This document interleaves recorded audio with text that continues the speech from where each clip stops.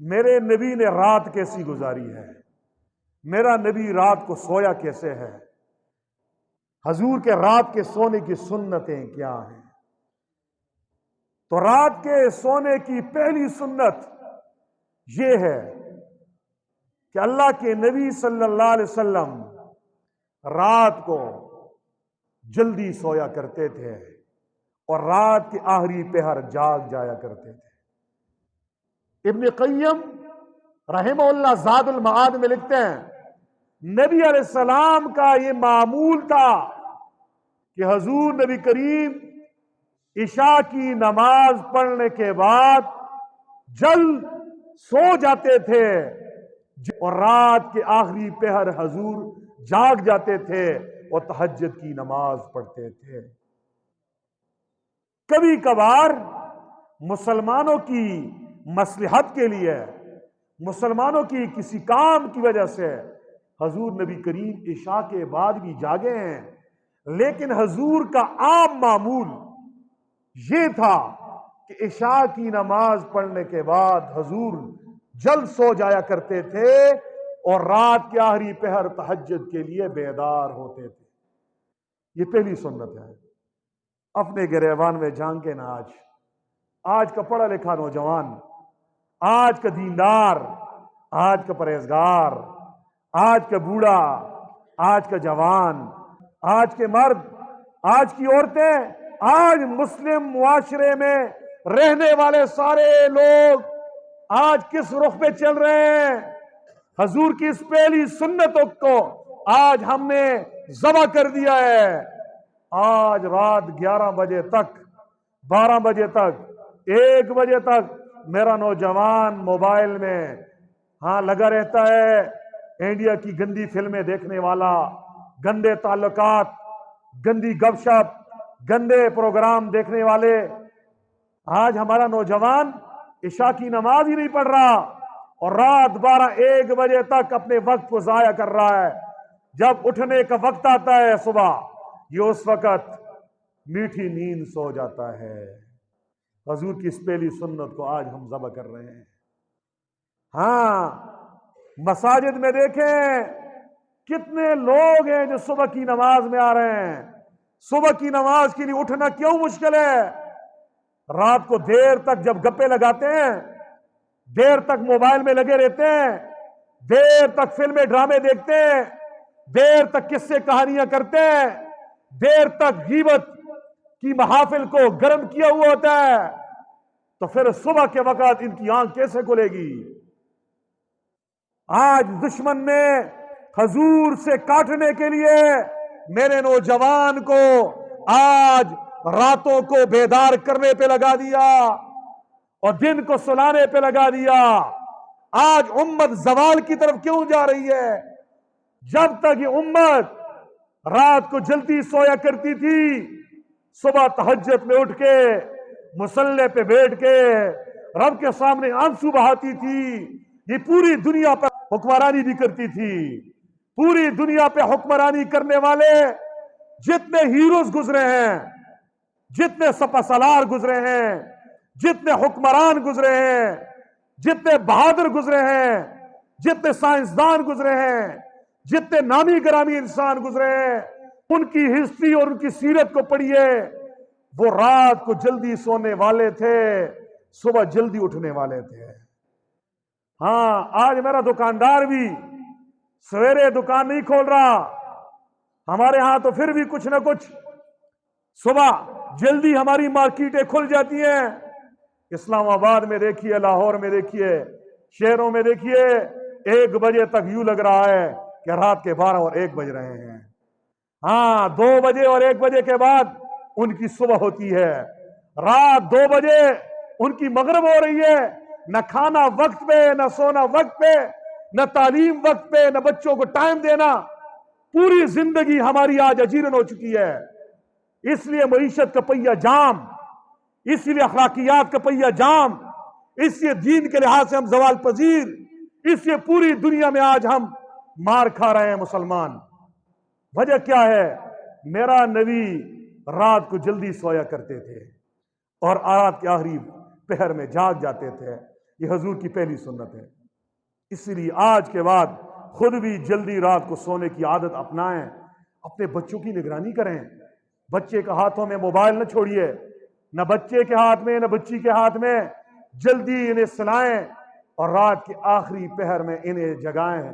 خدا کی قسم، جس ماں باپ نے اپنے بچوں کو جلدی رات کو سلانے کا عادی بنایا، رات کے آخری پہر جگانے کا عادی بنایا، انہوں نے اپنی اولاد کو محفوظ کر دیا، ان کا مستقبل روشن ہوگا۔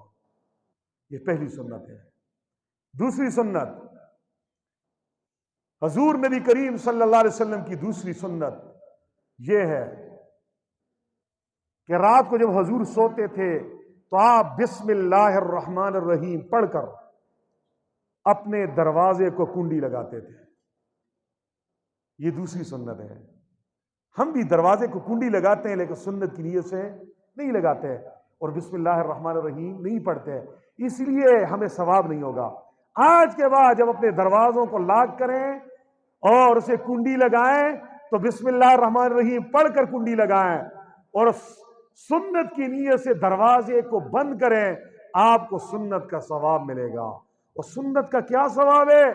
میرے نبی نے فرمایا جب میری سنتیں مٹی جا رہی ہوں اس وقت جو آدمی میری ایک سنت کو زندہ کرے گا اسے 100 شہیدوں کا ثواب ملے گا۔ اور 100 شہیدوں کا ثواب کمانا کون سا مشکل ہے؟ رات کو جلدی سو جاؤ نا، اور رات کے آخری پہر جلدی اٹھ جاؤ۔ دروازے کو کنڈی ویسے بھی لگاتے ہو تو کنڈی لگاتے وقت سنت کی نیت سے کنڈی لگاؤ، بسم اللہ الرحمن الرحیم پڑھو۔ رات کو سونے کی تیسری سنت، حضور نے فرمایا رات کو سوتے وقت اپنے برتنوں کو ڈھانپ کے سویا کرو، اوپر ڈھکن رکھ کے سویا کرو۔ ڈھکن نہیں ہے تو کوئی لکڑ وغیرہ رکھ کے سویا کرو۔ وہ مشفق و مہربان نبی نے ایسے ایسے طریقے بتائے تاکہ میری امت نقصان سے بچ جائے، تاکہ اس برتن میں کوئی زہریلی چیز نہ گر جائے۔ اور دروازے کو کنڈی لگا کر جب بسم اللہ الرحمن الرحیم پڑھیں گے تو گھر میں نہ چور آئے گا، نہ ڈاکو آئے گا، نہ شیطان آ سکتے ہیں، نہ جنات آ سکتے ہیں۔ میرے نبی صلی اللہ علیہ وسلم ایک دن اپنے گھر میں رات کے وقت آرام فرما رہے ہیں، کسی کام کے لیے باہر نکلے اور دروازے کو کنڈی لگانا بھول گئے۔ جب واپس آئے گھر میں دیکھا تو شیطان ہے، ابلیس کو دیکھا۔ حضور نے دیکھا ابلیس کو، کہا بدبخت تو نبی کے گھر میں کیسے آ گیا؟ فوراً حضور کو یاد آ گیا کہ میں نے بسم اللہ الرحمن الرحیم پڑھ کر دروازے کو بند نہیں کیا، اس لیے شیطان اندر آ گیا۔ حضور نے فوراً پڑھا، وہ بھاگ گیا۔ یہ حدیث بتا رہی ہے جنات ہمارے گھروں میں ڈیرے ڈالے ہیں، شیاطین ہمارے گھروں میں ہیں، ابلیس اس کے ہم آج مرید بنے ہوئے ہیں۔ وجہ کیا ہے؟ ہم حفاظتی تدابیر نہیں اختیار کرتے۔ تو یہ حضور کی تیسری سنت میں نے آپ کو بیان کی۔ چوتھی سنت رات کے سونے کی یہ ہے آگ کو بجھا کر سو جائیں۔ ایسا نہ ہو کہ انگیٹھی میں آگ جل رہی ہے، ہیٹر جل رہا ہے اور آپ آرام سے سونے کے لیے لیٹ گئے۔ کہیں ایسا نہ ہو آپ نے یہ غفلت کی تو نقصان اٹھانا پڑے گا۔ میرے نبی نے نقصان اٹھانے سے بچانے کے لیے بتایا آگ کو بجھاؤ، کہیں ایسا نہ ہو تم سو جاؤ کوئی چوہا آ جائے اور وہ آگ کا انگارہ اٹھا کے لے جائے اور آپ کا سارا گھر جل جائے۔ آج کے دور میں لوگ سردیوں میں ہیٹر جلاتے ہیں اور جب گرم ہو جاتے آنکھ لگ جاتی ہے، تو ہم نے دیکھا بہت سارے لوگوں کے سارے افراد اسی سوئی گیس کی نظر ہو گئے اور دنیا سے چلے گئے۔ اگر حضور کی اس ایک سنت کو ہم زندہ کریں ہماری زندگی محفوظ ہو جائیں گی۔ ہاں، رات کے سونے کی ایک اور سنت حضور نے فرمایا چراغ گل کر کے سو جایا کرو۔ پرانے زمانے میں چراغ تھے، آج کل لائٹیں ہیں۔ آج لوگوں نے کوٹھیاں بنا لی، بنگلے بنا لیے، لائٹنگ اتنی کی ہوئی ہے، اسراف کر رہے ہیں، رات کو سوئے بھی ہوئے ہیں اور 10 بلب لگے ہوئے ہیں۔ یہ اسراف کیا ہے؟ یہ تبذیر ہے۔ ان المبذرین کانوا اخوان الشیاطین، تبذیر والے لوگ یہ شیطان کے بھائی ہیں۔ آج یہ ہو رہا ہے نہیں ہو رہا؟ اسی لیے لائٹ رات کو بند کر کے سو جائیں، 0 بلب اگر لگانا ہے تو لگائیں۔ یہ بھی حضور نبی کریم صلی اللہ علیہ وسلم کی سنت ہے۔ رات کے سونے کی سنتوں میں سے ایک بڑی سنت یہ ہے کہ پاک صاف ہو کر سوئیں، پاک صاف ہو کر سوئیں۔ آج ہم جب بستر کی طرف جاتے ہیں تو اسی وقت قضائے حاجت کرتے ہیں اور ناپاک ہو کے جاتے ہیں، پاک صاف ہو کر کوئی نہیں سوتا آج۔ یہی وجہ ہے رات کو ڈراؤنے خواب آتے ہیں نا، یہی وجہ ہے رات کو شیطان ہمارے کانوں میں پیشاب کر لیتا ہے پھر، اور صبح کی نماز کے لیے اٹھنا مشکل ہوتا ہے۔ یہی وجہ ہے حی علی الصلاۃ اور الصلاۃ خیر من النوم پہ میرا نوجوان آج نہیں اٹھ پا رہا۔ اگر یہ وضو کر کے پاک صاف ہو کر بستر مرگ پہ لیٹ کر اور پھر اللہ کے حضور اپنے آپ کو سپر کر دے، کیا پتا رات ہی کو میری موت آ جائے، خدا کی قسم یہ صبح تہجد کے لیے بھی اٹھے گا۔ اس لیے حضور کی سنت ہے، حضور رات کو وضو کر کے سویا کرتے تھے، تو یہ ایک مستقل سنت ہے سونے کی، رات کو پاک صاف ہو کر سوئیں، وضو کر کے سوئیں۔ وضو کر کے، اگر سردی ہے، کوئی آدمی معذور ہے، اس کے پیشاب کے مسائل ہیں، شوگر کا بیمار ہے، بار بار وضو نہیں کر سکتا، تو وہ تیمم کر لے۔ اعلیٰ درجہ نہیں حاصل کر سکتا تو تیمم کر لے بیچارہ، تیمم کرے گا انشاءاللہ اسے بھی اس سنت کا ثواب نصیب ہوگا۔ اور جو آدمی رات کو پاک صاف ہو کر اس سنت کو زندہ کر کے سوتا ہے، اسے کیا ملتا ہے؟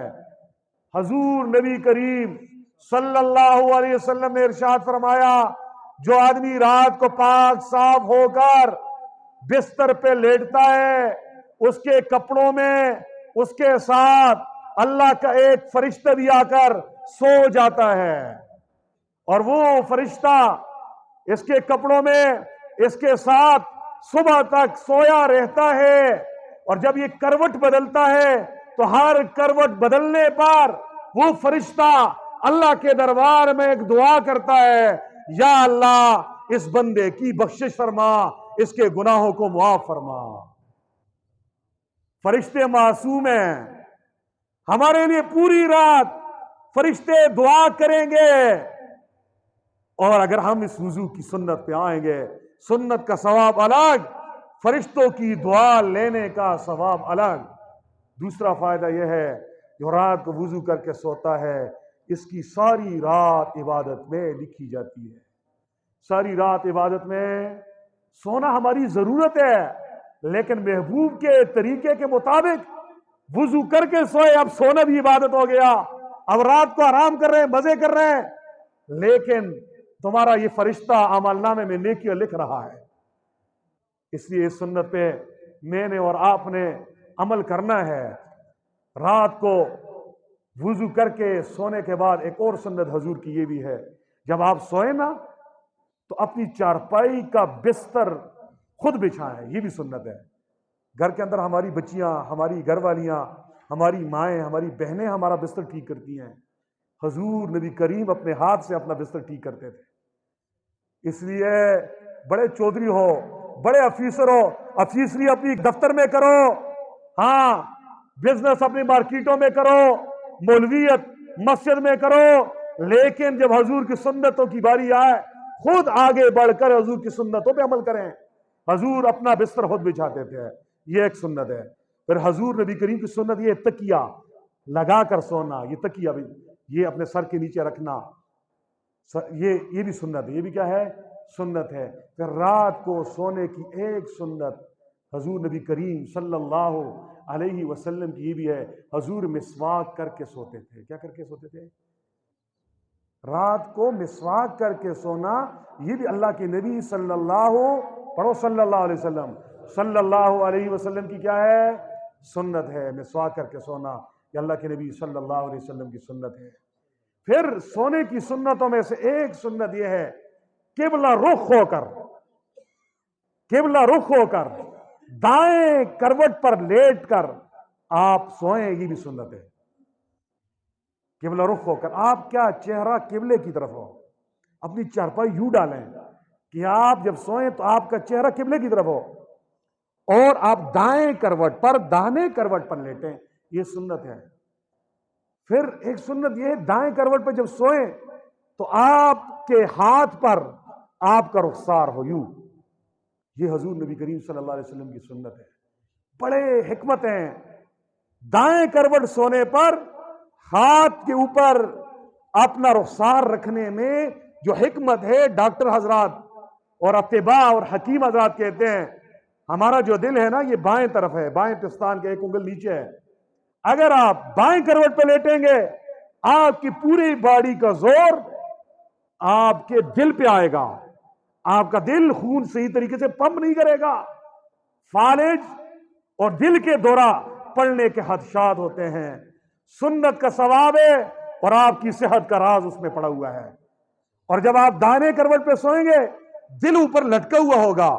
رات کے آخری پہر آپ کے لیے بیدار ہونا آسان ہو جائے گا. جو لوگ بائیں کروٹ لیٹنے کے عادی ہوتے ہیں وہ نیند میں ایسے مستغرق ہو جاتے ہیں ان کے لیے نیند چھوڑنا مشکل ہو جاتا ہے. اور جو دائیں کروٹ سوتے ہیں وہ بیدار نیند والے ہوتے ہیں. اذان پہ ان کی آنکھ کھل جاتی ہے. حضور نبی کریم صلی اللہ علیہ وسلم کی سنت یہ بھی ہے جب آپ بستر پہ جائیں. حضرت عائشہ کی روایت میں نے آپ حضرات کے سامنے پڑھی ہے. فرمایا اللہ کے نبی صلی اللہ علیہ وسلم اذا آوا الی فراشہ، جب اپنے بستر کی طرف تشریف لے جاتے کل لیلۃ، ہر رات، تو آپ ایک عمل کرتے تھے. کیا کرتے تھے؟ اللہ کے نبی صلی اللہ علیہ وسلم بسم اللہ الرحمن الرحیم پڑھ کر سورہ اخلاص قل هو اللہ احد پڑھتے تھے. پھر بسم اللہ الرحمن الرحیم پڑھ کر قل اعوذ برب الفلق پوری سورت پڑھتے تھے. پھر بسم اللہ الرحمن الرحیم پڑھ کر قل اعوذ برب الناس پڑھتے تھے. پھر اللہ کے نبی اپنے ہاتھوں کو یوں ملاتے جیسے دعا میں ہم ہاتھ ملاتے ہیں، پھر اس میں پھونکتے، پھر اپنے سر سے آغاز کرتے اور اپنے اگلے سائڈ پہ یوں دم کرتے، پھر جہاں تک ہاتھ پھیر سکتے یہ پھیرتے. اگر ہم اس عمل کو کریں گے یہ جادو ٹونا جنات ان ساری چیزوں سے ہماری جان چھوٹ جائے گی، لیکن ہم کرتے نہیں ہیں. یہ حضور نبی کریم صلی اللہ علیہ وسلم کی سنت ہے. اور پھر ایک اور سنت ہے، فرمایا سونے کی ایک سنت یہ ہے رات کے وقت سوتے وقت ذکر کر کے سوئیں. کوئی اللہ کا نام لیتے ہوئے سوئیں، سبحان اللہ، الحمدللہ، اللہ اکبر.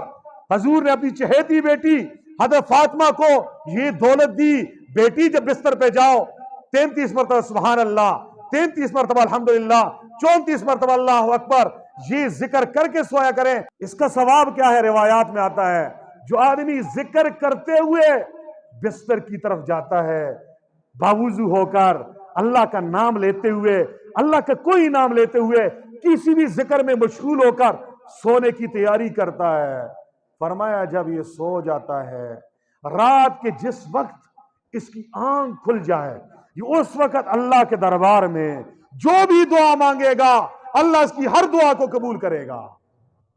مسلمانوں آج ہماری ضرورتیں نہیں ہیں، آج ہم پریشان ہیں. کوئی بیماری کے ہاتھوں پریشان، کوئی اولاد کے ہاتھوں پریشان، کوئی معیشت کے ہاتھوں پریشان، طرح طرح کی پریشانیوں میں مسلمان آج گرفتار ہے. اگر اس سنت پہ آپ عمل کریں، اللہ کا میٹھا نام پیار محبت عظمت سے لیتے لیتے میٹھی نیند سو جائیں. رات کے جس وقت ایک بار آنکھ کھلے ایک بار دعا مانگو، 6 بار آنکھ کھلے 6 بار دعا مانگو، 100 بار آنکھ کھلے 100 بار دعا مانگو، ہر مرتبہ اللہ جل شانہ آپ کی دعائیں قبول فرمائیں گے. اور فرمایا ایک سنت یہ ہے حضور کی کہ رات کو سوتے وقت قرآن کی کوئی نہ کوئی ایک سورت آپ پڑھ کے سویا کریں، کوئی ایک نہ ایک سورت پڑھ کے سوئیں. اور نہیں آتا قل هو اللہ احد پڑھ کے سوئے کریں. اگر تھوڑا سی اور ہمت کریں آیت الکرسی پڑھ کے سوئیں. آیت الکرسی پڑھیں گے آپ کے گھر کی بھی حفاظت ہوگی، آپ کے پڑوسیوں کی بھی، اور ارد گرد کے محلے کے بہت سارے گھر جو ہے نا وہ حفاظت میں آ جائیں گے. اگر زیادہ ہمت ہے سورہ ملک پڑھ کے سوئیں، عذاب قبر سے محفوظ ہو جائیں گے. اور زیادہ ہمت کر سکتے ہو سورہ دخان پڑھیں، اور زیادہ ہمت کر سکتے ہو سورہ حامیم السجدہ پڑھیں. قرآن کریم کی کچھ نہ کچھ سورتیں پڑھ کے رات کو سویا کریں. یہ حضور نبی کریم صلی اللہ علیہ وسلم کی رات کے سونے کے وقت کی سنتوں میں سے موٹی موٹی سنتیں میں نے آپ حضرات کے گوش گزار کی. انشاءاللہ اگلے جمعے کو حضور نبی کریم صلی اللہ علیہ وسلم کی سنتوں میں سے رات کی جو بقیہ سنتیں سونے کی وہ ذکر کریں گے. تمام حضرات اپنے محبوب کی سنتوں کو سیکھنے ہیں، اپنے وجود کو سنتوں سے منور و معطر بنانے کی غرض سے وقت میں آئیں۔ اللہ ہم سب کو عمل کرنے کی توفیق عطا فرمائے۔ وآخر دعوانا الحمدللہ رب العالمین۔